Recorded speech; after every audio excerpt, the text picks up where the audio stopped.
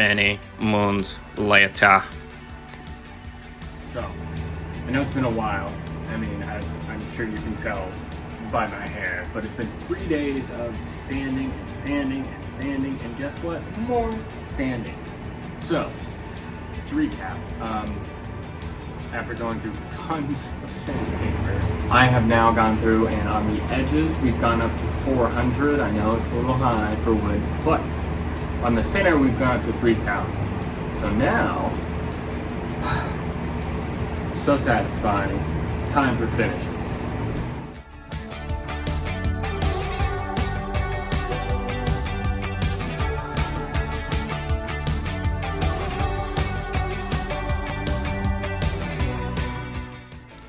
So for the actual stain itself, I'm using a red chestnut stain, and I'm just scrubbing the ever-living life out of it with a rag, and letting it dry, constantly flipping it over and buffing it out as much as possible.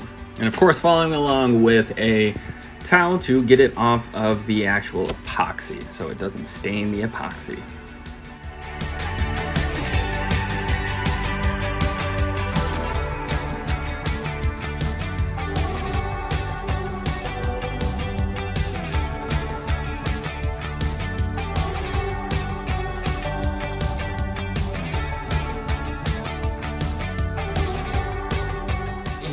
After several days of sanding and coating and finally putting a slick poly on top, she's all done.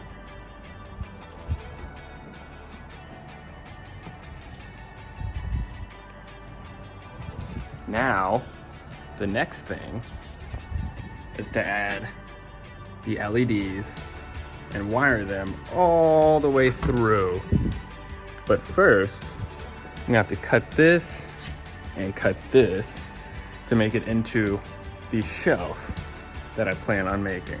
So that is the next step.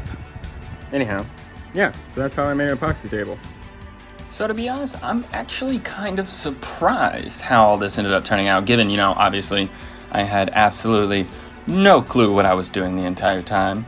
Besides all those tiny little bubbles you see, I'd say it was a success for the first epoxy table. So, till next time.